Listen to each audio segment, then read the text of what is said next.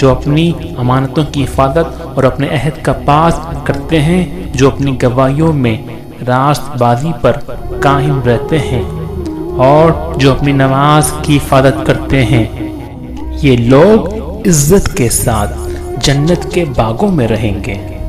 بس اے نبی، کیا بات ہے کہ یہ منکرین دائیں اور بائیں سے گروہ در گروہ تمہاری طرف دوڑے چلے آ رہے ہیں؟ کیا ان میں سے ہر ایک یہ لالچ رکھتا ہے کہ وہ نعمت بھری جنت میں داخل کر دیا جائے گا؟ ہرگز نہیں۔